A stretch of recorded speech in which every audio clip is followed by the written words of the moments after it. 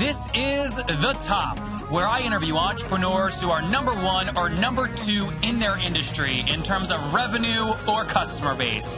You'll learn how much revenue they're making, what their marketing funnel looks like, and how many customers they have. I'm now at $20,000 per talk. 5 and 6 million. He is hell-bent on global domination. We just broke our 100,000 units sold mark. And I'm your host, Nathan Latka. Many of you who I've met in person have seen my unbelievable dashboards that I built. You know, I'm an analytics like crazy person. I love the data, and I love presenting the data in beautiful dashboards that my team can use on their mobile devices, their phones, and TVs throughout the office. Now, the way I do this without having to hire a big development team is at nathanlatka.com/analytics. It's using a company called Clipfolio, and I'll tell you more later on in the show how I use them. It's nathanlatka.com/analytics. Top Tribe, you know I don't have a lot of time to waste. That's why I use FreshBooks to send out invoices and make sure I'm collecting my money. To get your free month, go to nathanlatka.com/FreshBooks and enter the top in the How Did You Hear About Us section.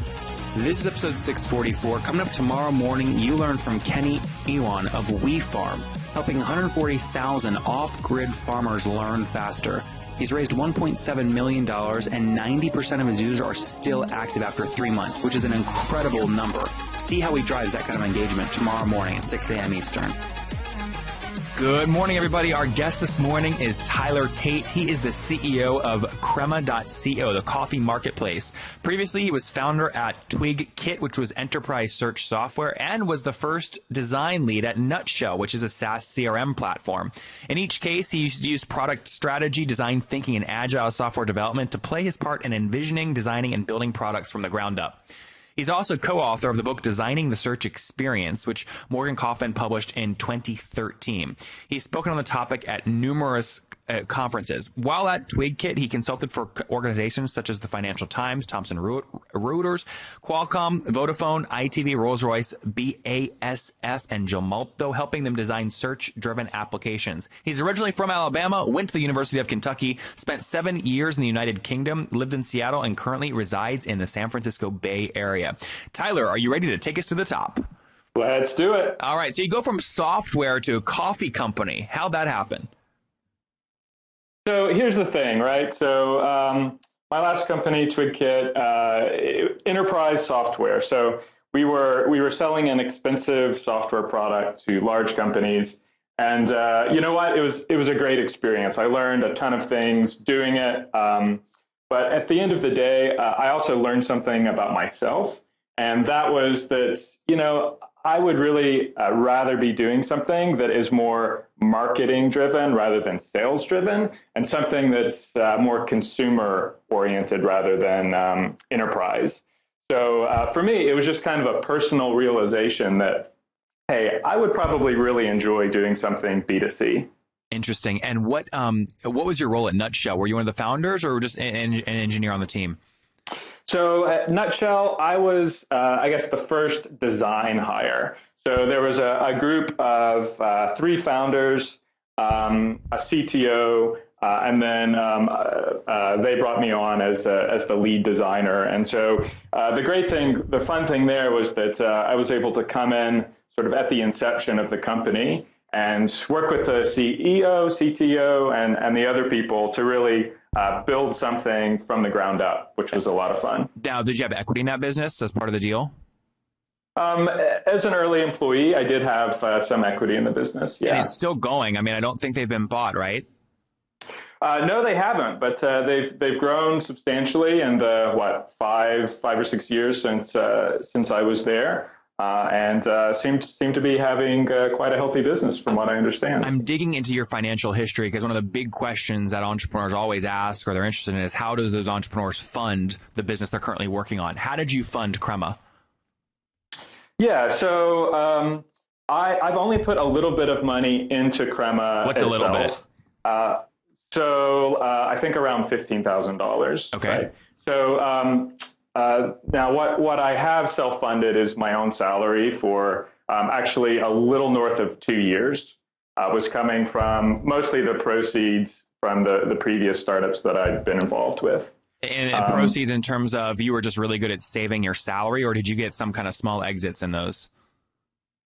So in each case, I ended up selling some of my equity back to the company. Got it. Okay, good. Yeah. And there was a delta between the exercise price and the price at which you sold, and that delta is what you pocketed. Right, absolutely. Because in both cases, I was part of these startups from very close to the beginning, and so you're usually getting your options at just a notional value at that point. Yeah, very cool. Okay, so walk me through Crema. What year did you launch it in? So I started working on Crema. Let's see, we've just iterated our years now. So I started working on Crema basically. What do you mean iterated your years? We're no longer in 2016. We're in 2007. Oh. So my mental math. That's how I know you're from the Valley. When you talk about a new year in terms of iterating years instead of a new year. That's how my brain works, at least. So yeah, so I started working on Crema at the beginning of 2015. We ended up doing a Kickstarter campaign that spring, raised about $25,000 through that. And then around the same time, we closed some angel money. How much? So we got in a couple. Let's see. Well, so to date, we've raised $325,000, and 150 of that came from 500 startups, which we're participating in now. So the backing it out around 175. Although that came in a couple different chunks. Got it. Very cool. And did you do the standard deal with 500? They take 5% for 125K or 150K? Yeah, I think they've just tweaked their offer a little bit as well, and so it's now 150K for 6%, and so we took that standard deal. Got it. Okay. So first off, you do beautiful design. Like in the research I've done, the Kickstarter campaign is beautifully designed. It looks gorgeous. You had 351 backers back and pledged $25,327. The Crema website looks beautiful. Walk me through how you generate revenue. How are you doing it? Direct to consumer? Are you licensing? What's the deal? Right. So Crema is a marketplace for coffee drinkers to subscribe to roasted to order beans from specialty roasters, whether that's Ritual here in San Francisco or Toby's Estate in New York. And the way that we make money is we take a platform fee on every order. So let's say, so let's say that you buy an $18 bag of coffee on Crema. We take a platform fee of $9, and then the other $9 goes directly to the roaster. Now, this is the price that you pay is about the retail price of the coffee. The price that the roaster gets is usually a little above their typical wholesale price. And then what's great from a customer perspective is when you're paying that $18, the shipping and handling and all the other fees are already included in that. So you see an $18 price tag, you're paying $18. And then from our $9 platform fee, we then absorb all those costs of postage, credit card processing, box, things like that. Okay, so let me just define a few of these things. So you have a seller and a buyer. In your case, the seller would be, I'm going to actually pick a real one so we can have a real conversation. The seller would be Tinker Coffee Company, which is on your platform, and the buyer would be a consumer, and me, for example, right? Correct. Okay, so for Tinker Coffee Company, I'm on their profile on your site, and I see the Guatemala Santa Isabel for nutmeg and cola. It's $20 for 12 ounces. So I go ahead and buy this. I add it to my brew list. I buy it. Of the $20, you're saying $9 will go directly to you. That's a flat fee, no matter the order size. Correct. Okay, and then $11 will go back to Tinker or back to the Guatemala farm. Right. So it goes to Tinker, and then the roaster, so Tinker in this case, is then going out and importing coffees from, the beans themselves from growers, in Central America, East Africa, et cetera. Got it. Okay. Interesting. Okay, interesting. So there's almost like two threads here, right? The roaster and then where they source the beans from, and the roasters can kind of tell the story of where they roast the beans from inside of Crema in their profile.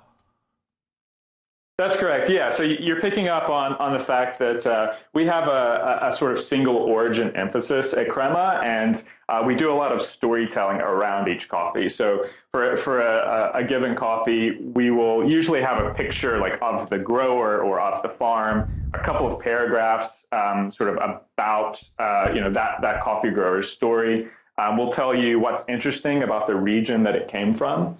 And yes, a lot of that content is a sort of co-production that we do with the roaster.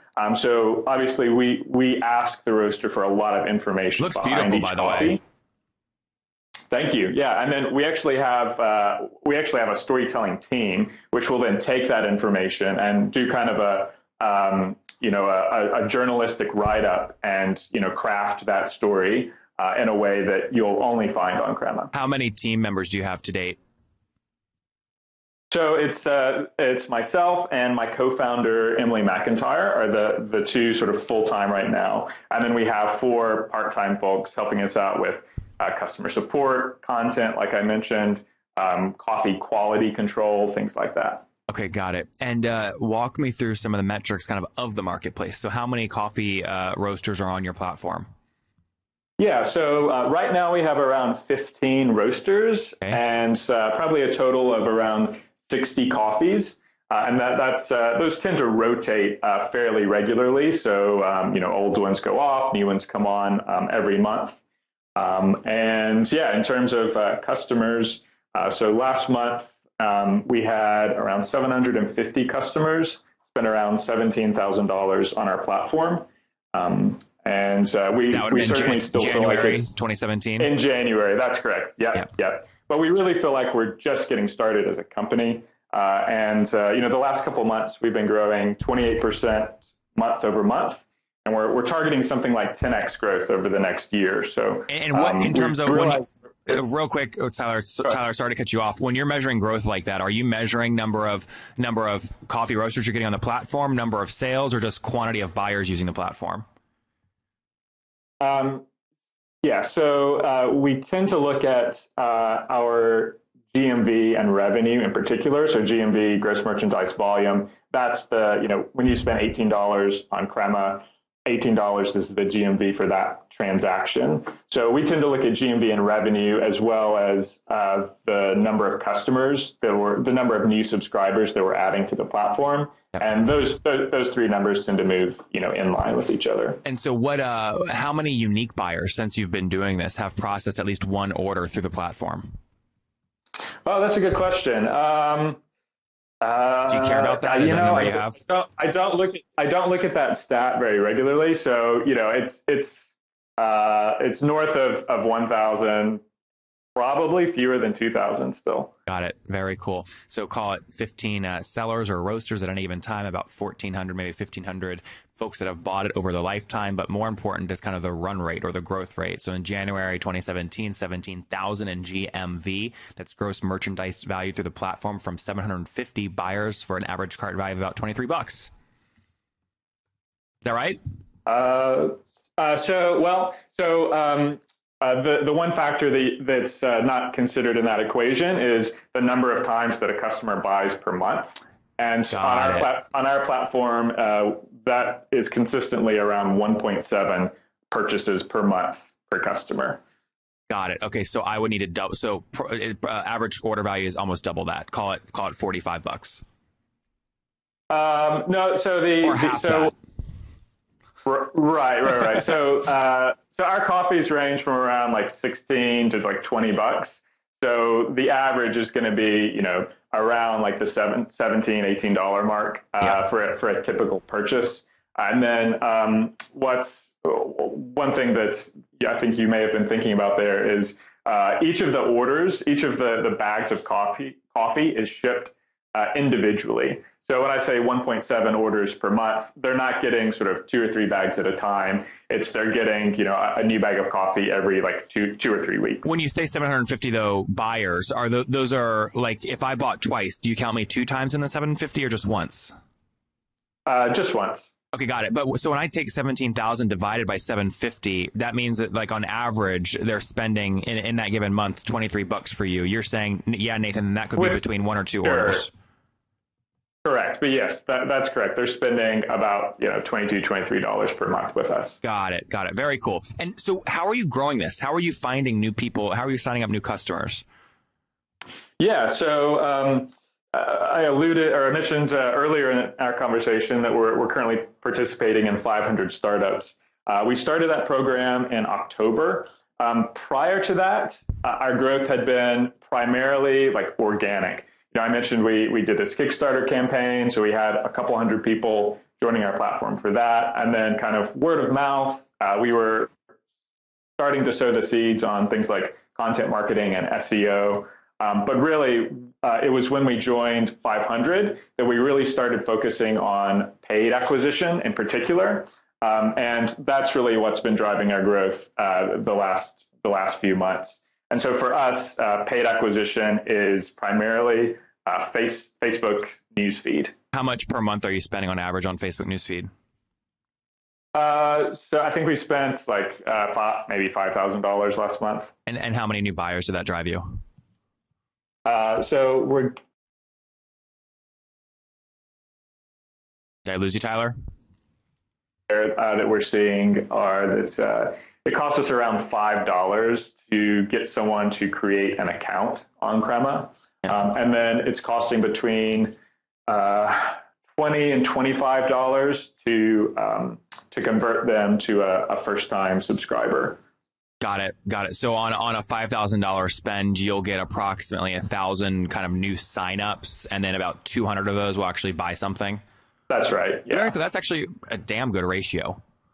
So we were doing numerous experiments in October and November, and then in December it just kind of.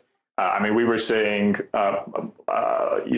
single-digit multiples in terms of the efficiency improvement on our Facebook ads. Yeah, did you do anything in particular, like to tweak those? We tried. Yeah. So we tried a lot of things. One thing that we tried was having sort of a 3 or 4 question survey that asks you about your coffee drinking preferences. And then, provides a few recommendations of coffees for you to start out on. That performed sort of in line with what we had before, which was just pick a coffee that you'd like to try first. And then what was really a breakthrough for us is we started offering a sampler pack to new customers so that you can try 4 different coffees from 4 different specialty roasters. That sort of ran the gamut of different styles of coffee. So everything from the really light roasts to darker roasts. And the way that we crafted that offer was really what I think resonated with the Facebook audience.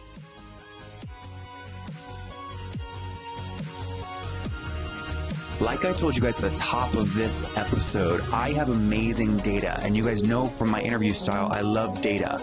But what I love more than data is making it actionable via beautiful dashboards that I can view on my phone, on my TVs in my living room, or even on my laptop as I'm traveling. And the company that I use to create these dashboards, which pulls in data from my Libsyn backend, my Google Analytics backend, Salesforce, and other data sources, is called Clipfolio. You can see an example executive dashboard or my social media command center or my web metrics dashboard at nathanlatka.com/analytics. That's nathanlatka.com/analytics. And you can try it there for free for 3 months. It's Clipfolio. You can try it free for 3 months. Everybody else has to pay. So you get it free for 3 months. Alan's a good friend. He's the CEO of the company. He came on the show. I said, I love your product. Can I feature it? So nathanlatka.com/analytics. Go check it out now. Okay, Top Tribe, as many of you know, I sold Heyo, and everyone is always asking me what my expenses were when I was building Heyo. Well, a big expense was that I spent over $3,000 per month on financial services to keep me out of trouble in terms of taxes. My mom would always harbor me, Nathan, you gotta keep all your receipts and put them in a freaking box or something to make sure you don't get an audit or things like this. I'm like, Mom, I'm a millennial. You think I'm gonna keep all these receipts? I now use FreshBooks. I use their mobile app to take a picture of receipts, and it makes taxes a cinch. Additionally, I don't have to hire a $3,000 per month person to manage all my finances. It's like saving so much money, and my mom's happy. Additionally, I don't waste a bunch of time creating invoices. I use their templates, and I can avoid using Word templates or Excel files. I just use FreshBooks to quickly send out invoices, and it works like a charm. To get your free first month, go to nathanlatka.com/FreshBooks and enter the top in the How Did You Hear About Us section. Again, go to nathanlatka.com/FreshBooks and enter the top in the How Did You Hear About Us section. Tyler, let's wrap up here with the famous 5. Number 1, what's your favorite business book? You know what? I like to read fiction to help detox at the end of the day. Since I've been doing Crema, I've primarily been reading business blogs. I really like Brad Feld's, Mark Suster, particularly when I'm thinking about new areas. I'll go off and read blog posts primarily with things in that area. So I can't say that I've read too many business books recently, to be honest. Is there a CEO that you're following or studying right now? One of the interesting things in the sort of direct-to-consumer marketplace has certainly been Dollar Shave Club's exit recently. So definitely interested in how Michael Dubin, took what's really a fairly boring industry, like men's razors, right, and made a blockbuster business out of it. So it would be him. Yeah. Number 3, is there a favorite online tool you have, like Acuity Scheduling? You know what? We use so many online tools for our business. Which one? I think I would probably pick Trello. I organize so much stuff in Trello. In fact, it's frequent that I will trial some sort of new product that's supposed to help me in some area and realize this is basically a Trello board, and then go and implement that in Trello. Number 4, how many hours of sleep do you get each night? I would say 7. And what's your situation? Married, single, do you have kids? I am married with 3 kids. Wow. Okay. And how old are you? I'm 32. Okay. Last question. Take us back 12 years. What do you wish your 20-year-old self knew? I think one of the things that I've realized pretty quickly was just how important your network is. And I think I was a bit of an introvert in my younger years. And so I think definitely just the importance of getting out, meeting people, building those connections. Guys, there you have it from Tyler. Network is more important. He's building Crema after having a very successful career in software. Their business model is simple. They help you find great coffee roasters, and on a $20 sale, $9 will go to them to handle fees and go to revenue and things like that. $11 on that $20 sale will go directly to the roaster or whatever's left after the $9's taken out. They've got over in January, they had about 15 coffee roasters on the platform. This is of 2017, and did about $17,000 in gross merchandise value from about 750 unique buyers. They've got 2 full-time members, 4 part-time using kind of content marketing to reel people in, $325,000 in funding, but most importantly, they seem to have nailed paid marketing, spending $5,000 on Facebook ads to get 1,000 new trials and about 200 new paying customers. Maybe they'll be the next Dollar Shave Club. We will see. Tyler Tate, thank you for taking us to the top. Nathan, thanks so much. If you enjoyed Tyler today, go back and listen to John yesterday. He's the CEO of a company called Nimble CRM, which passed $1.5 million in ARR last year, now doing $200,000 per month in MRR as the CRM space really heats up. It would mean the world to me if you guys got any value from this episode, if you would go leave a review on iTunes right now and then subscribe. I hustle like heck to get these episodes out every freaking day for you guys. And trust me, I love it. I would do it with no listeners, but boy, oh boy, it makes my day and it makes my team's day when we see great reviews and get your feedback. So thanks so much. Okay, Top Tribe, I love giving away free money. I feel like Oprah giving away cars, and I have something special for you today. How many of you have heard our super sharp guests talk about success they've had with Facebook and Google Ads? Well, all of you listening right now, yes, if you're listening, you get $100 in free AdWords. Here's how you get it, okay? Again, thanks for listening. Get the free $100 from Google, right, when you sign up with my website host provider, HostGator. Go sign up now to get your free money. HostGator.com/Nathan. Again, that's HostGator.com/Nathan.